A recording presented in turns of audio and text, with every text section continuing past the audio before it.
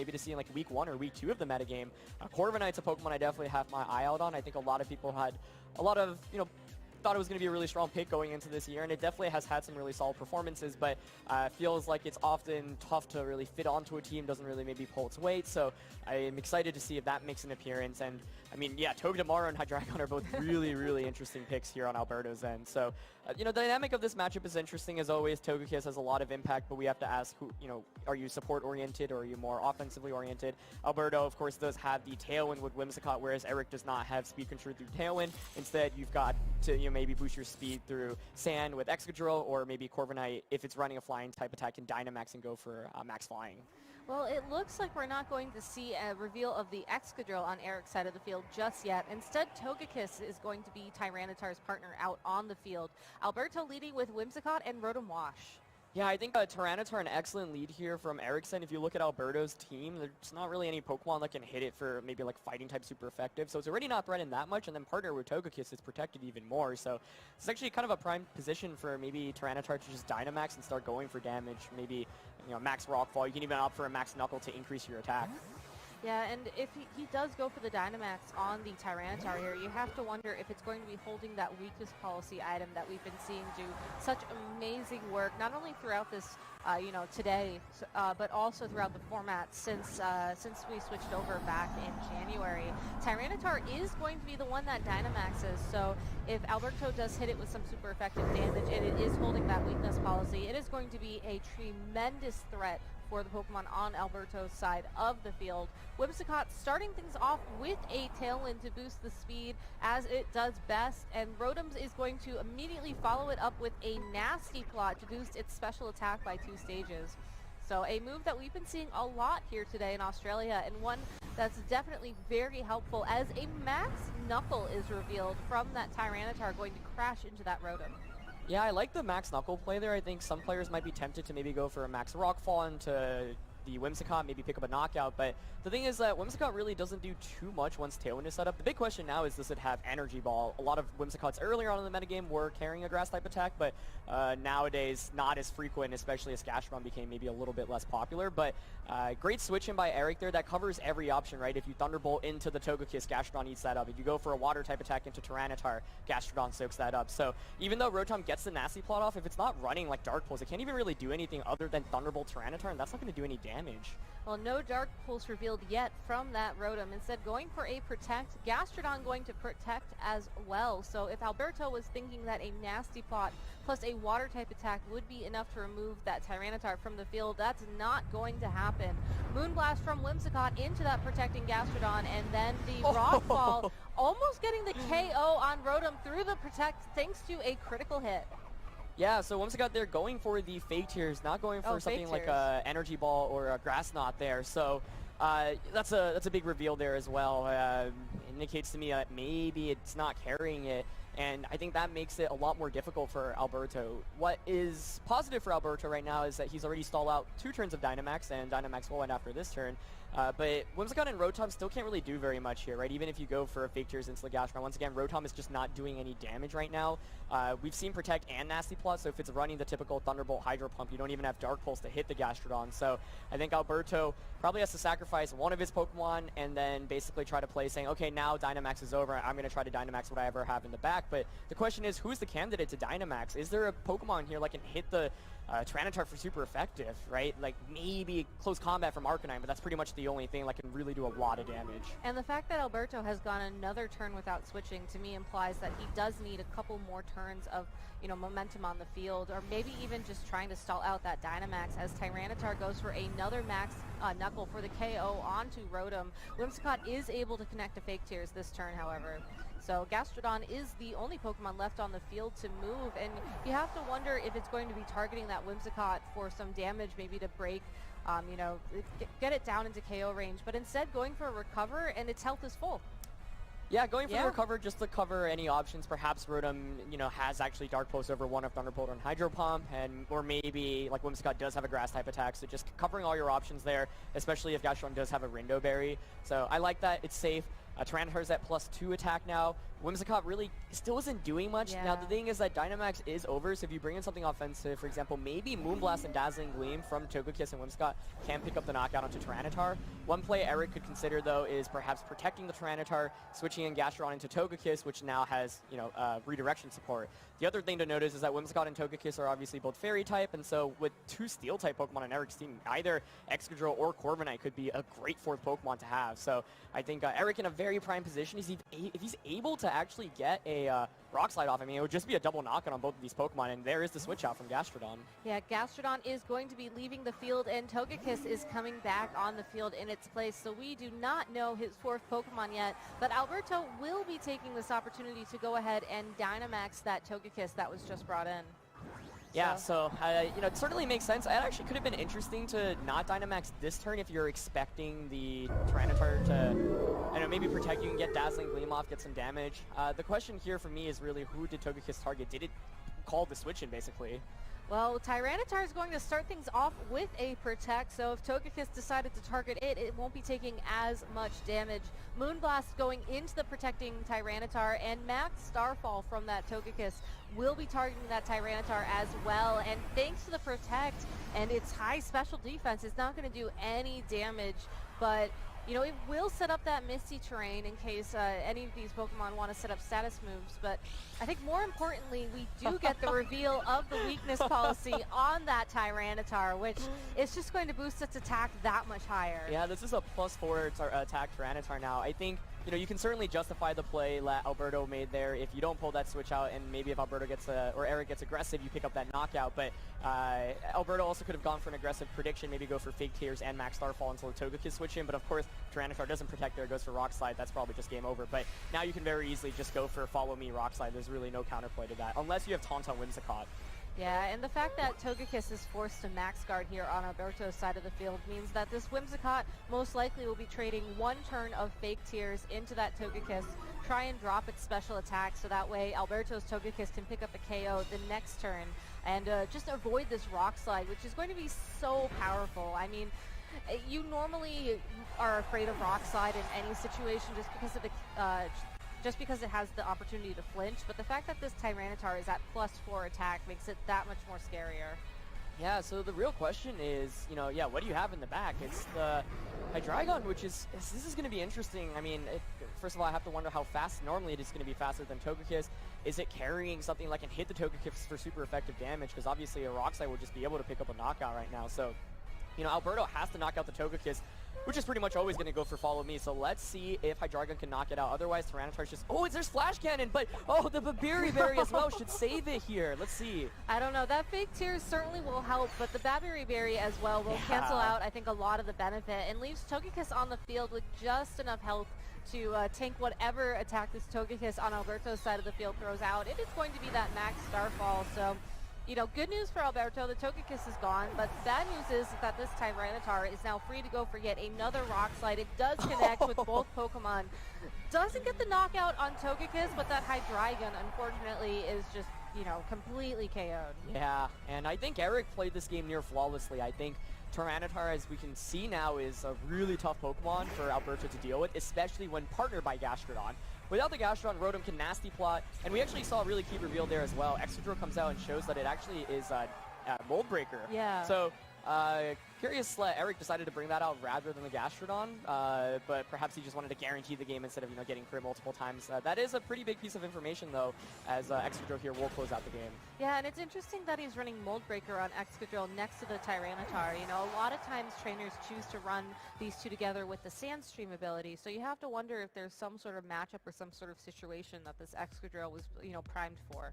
Yeah, but, going back into that, I think Alberto had the tools to win that one, but the lead matchup was really tough for him. Whimsicott and Rotom is just not going to cut it against Tyranitar and Gastrodon. I think Eric played it safely, played it smartly. I like that he, started out with the Togekiss, maybe tried to bait out something, and then just immediately switch out into that Gastrodon. So I think for Alberto, he has to go back to the drawing board and look at his team and say, okay, how do I actually beat weakness policy Tyranitar? Because I've got ways to hit it for super effective, but it's Whimsicott, it's Togekiss. Those are just going to activate weakness policy as we saw.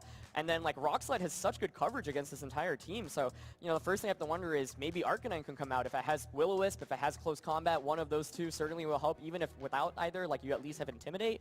But the tough thing is you just cannot rely on Rotom Wash to be the Tyranitar check because of Gastrodon. I think Eric is pretty much always going to support the Tyranitar with Gastrodon just to be safe. It would be super risky not to, and he now knows it looked like Whimsicott didn't even have a Grass-type attack, which I think is a really, really big deal here as well. Yeah, the fact that Alberto can't, or seemingly can't, hit that Gastrodon with super effective damage means it's a pretty safe pick to bring regardless of, what other Pokemon that Eric decides to bring with him out on the field. Gastrodon, it's so bulky. It can just sit on the field and sort of pick up a little bit of damage with moves like Scald, so that when Eric's other Pokemon come in and need to do, the big damage to pick up those knockouts, those Pokemon are already in range. And I really like how he has Recover on there as well, because that just allows Gastrodon to remain on the field for just that much longer.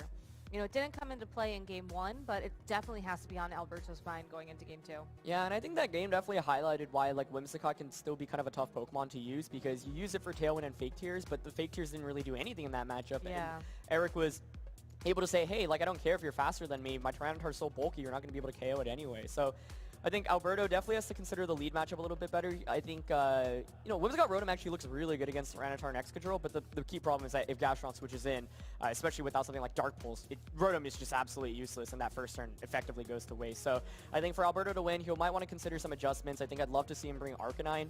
I definitely would like to see a different lead matchup as well. I don't think Rotom is really going to cut it as a lead, especially now it's Mold Breaker Excadrill as well, so it's even weaker. I think Rotom maybe just stays out of this match, and maybe you prioritize a more, Togekiss or Hydreigon offensive game. I think one thing that could have happened that last game, as we saw, is if you're able to snowball kills, or KOs I should say, there was that opportunity to go for maybe Fake Tears and Max Airstream or Max Starfall until the Togekiss switch in. You have to make some more aggressive plays because this matchup does not favor you very much. Yeah, but that Whimsicott still would be a useful Pokemon to have just because of that Fake Tears and the fact that a lot of Alberto's team is built around these specially attacking Pokemon. But Alberto switching things up entirely with a Hydreigon Rotom Wash lead against Eric's lead of that Tyranitar and the Excadrill we saw back in Game 1. Yeah, so wasn't expecting Rotom Wash to come back here. Eric making an adjustment as well, saying I'm just going to go heavier on offense, set up the stand immediately. Excadrill now can threaten with a big knockout on either Pokemon. We don't know the item. We only saw Iron Head, so that's going to be a big deal. But because it is Mold Breaker, Rotom is threatened immensely right now. Yeah. And Hydreigon, does get access to super effective attacks. We saw Flash Cannon if it, it's probably running something like Draco Meteor, Dark Pulse, but you get access to Fire-type attack as well, potentially to hit the Excadrill, but the question is, what item is Excadrill, right? You have to worry about so many different things. It's not Weakness Policy, but it could be Focus Sash, could be Assault Vest as well. So despite not being faster or not getting the Sandstream boost, it's still a really good Pokemon to have out right now. And we actually see kind of like a Bayon and actually switches out here, maybe expecting the Rotom to protect or switch out. Yeah, well, that Togekiss is going to take the Excadrill's place as Alberto does switch out the Rotom for the Arcanine. So a couple of adjustments here from Alberto, maybe leaving that Whimsicott behind in favor of the Arcanine like you were talking about. And I think more importantly, getting that Intimidate down onto the onto that Tyranitar before it can attack. Not only are we seeing these trainers switch Pokemon around going into this game, we're also seeing a Dynamax immediately from Alberto this time. It's going to be the Dynamax Hydreigon, which has a lot of interesting potential, assuming it is carrying a Dark-type move with something like a Max Darkness, which will be able to get special defense drops that'll just start to stack one upon the other. But, you see one Pokemon Dynamax, you might as well join it with one of your own, as that Tyranitar is also going to Dynamax immediately this turn 1.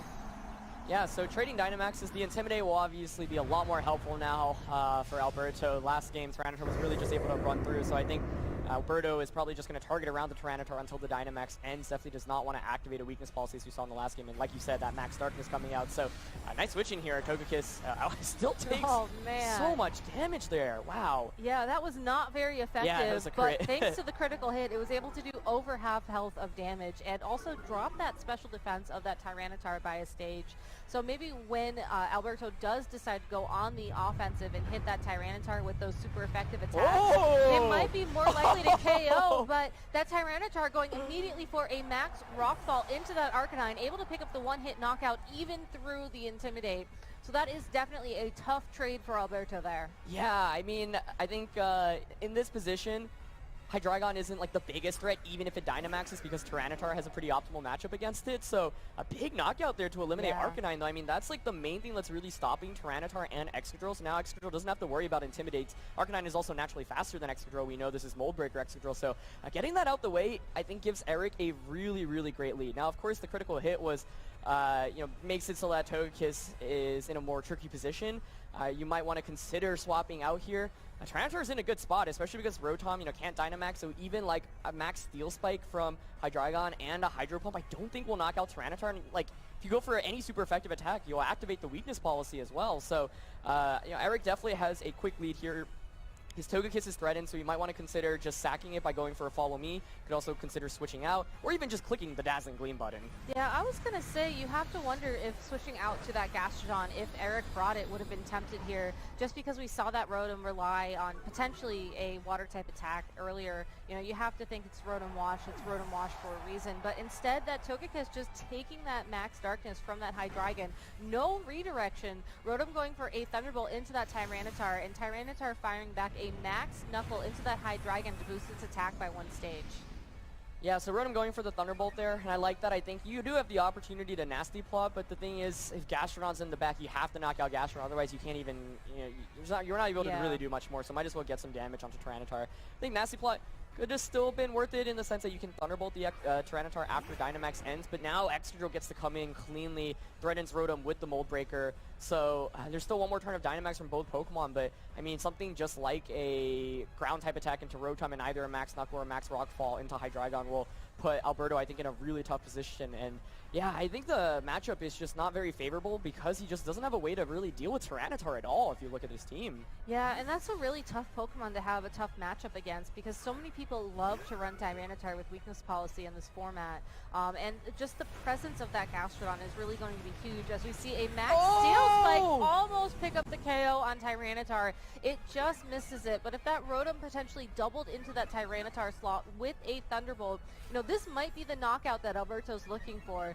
Certainly he has to at least try for it as we see that weakness policy activate Is it once Thunderbolt? again. Oh, it is! Thunderbolt into that Tyranitar, and it does pick up the KO. So Alberto, the Gastrodon on the field isn't great, but with, 2 of his opponent's Pokemon available to his own 3, you have to wonder if that's going to be enough of an edge for him to power through and bring himself into a Game 3. Yeah, I was really surprised to see Excadrill switch out there because in that position, unless you think the Hydreigon's able to, one-shot the Excadrill, but even if it does, I mean, Tyranitar's not getting knocked out by Rotom there, so a really nice double up there by Alberto to pick up a knockout. Now, the game's not over yet, but I felt like that was a position to potentially just go for, a Ground-type attack into Rotom and Tyranitar going for, some attack into Hydreigon. So I was kind of surprised to see that. This gives Alberto a Pokemon lead now, but the thing is that Rotom can't really do anything. Actually, can't click Hydro Pump or Thunderbolt against either of these 2 Pokemon, so it's probably going to want to consider switching out. The big question now is, what other moves does Hydreigon have? What's the speed for Hydreigon compared to Excadrill? What moves does Gastrodon have? Despite Alberto picking up a big knockout here, like Rotom is pretty much useless at this point, so even though it's like a 3-on-2, it still kind of feels like a 2-on-2. The Hydreigon was, basically 1 attack away from getting knocked out. And so I have to wonder what the last Pokemon is also on Alberto's, and if it is something like that Togekiss, doesn't fare super well against something like Excadrill. Yeah, and you have to wonder if you're Alberto, like, what is your game plan for this Rotom moving forwards? I mean, you can certainly go for a bunch of nasty plots, but you're not going to be able to use them. Thunderbolt into the protecting Excadrill, it wouldn't have hit anyways, as Earth Power is revealed on that Hydreigon. Scald from Gastrodon will connect with the Rotom, but, it gets the burn, which will certainly help. But again, this Rotom is essentially stuck on the field regardless. Yeah, and players might be curious, why did the Rotom stay in there and click Thunderbolt? Well, there's really no other option. I mean, there's no point in clicking something like Nasty Plot because, like, Thunderbolt. The Nasty Plot can, I guess, come into play once you knock out Gastrodon, but Hydro Pump is, like, probably getting a 2-hit KO on Excadrill anyway, so you don't want to basically risk switching into your last Pokemon, which is probably going to be very essential in dealing with the Excadrill and Gastrodon, and, taking unnecessary damage. So, 1 turn of Sand left here. Hydreigon once again, potentially 1 attack away from getting knocked out. I have to wonder if Gastrodon has something like Ice Beam. If so, that can probably knock it out, but If not, you're going to have to target it down with Excadrill. Well, it's also interesting to me that the Hydreigon did target the Excadrill that last turn. And seeing that Alberto's last Pokemon is going to be that Togekiss, I think that he's mostly worried about the Excadrill going for those super effective, Steel-type attacks into this Togekiss. As we finally get to see the Excadrill's held item, it is going to be that Focus Sash, as Earthquake will not connect with either of the Pokemon on Alberto's side of the field, but will deal some damage to his own Gastrodon. So a good switch there. Actually, Mold Breaker did affect Levitate on that Hydreigon. So thanks to the Scald from that Gastrodon, able to pick up the KO. But still, the whole match for Alberto is really riding on this Togekiss right now. That's the only Pokemon he has that can, pick up the KO on Excadrill and even threaten this Gastrodon. Yeah, this is going to be a close finish. I mean, Rotom, once again, can't really do anything against the Gastrodon, and we've seen that this Gastrodon has recovered, so, I mean, if you Scald, you burn the Togekiss. Like, Iron Head itself should do a ton of damage, but I don't think it's picking up that knockout. So then the question is, do you click Recover this turn? I would think so, and then probably go for Scald, Protect, and alternate between the two. But Togekiss reveals Protect, which is actually a really big deal here, which prevents it from getting hit by an Iron Head. Yeah, Excadrill does go for the Iron Head, targeting down that Togekiss as the Rotom uses a nasty plot. So we do get to see a nice little, move animation there. Maybe he has a bright idea on how he can maybe do some more damage once the Gastrodon has been removed from the field, as Eric just targets down that Togekiss with both his Pokemon. Yeah, so, I mean, Excadrill here is in a really interesting position. I mean, given that it went from Earthquake, I have to wonder if it doesn't have high horsepower, meaning that if you want to hit the Rotom, like, you'd have to click Earthquake here. I think probably just go for the Iron Head into Togekiss again. But I have to really wonder what set this Togekiss is. If it's running Protect, I mean, a fair amount of times it's, like, rather offensive. Let's see how much Iron Head does here. Yeah, it is going to be a definite two-hit knockout, as that wasn't even a critical hit. It leaves Togekiss with such little health. And we also see a flinch from that Iron Head, unfortunately, meaning that the Gastrodon is able to pick up the KO, and it's just that poor Rotom against the world, so to speak. I don't think it's going to be doing much else for the remainder of this game. Yeah. But what a close match. Focus Sash on Excadrill here really saved it, allowing it to survive that one attack from Hydreigon. And Gastrodon, a great late game Pokemon here against Alberto's team. I think this matchup was just really tough for Alberto. And it goes to show, I mean, I think Eric played the fundamentals of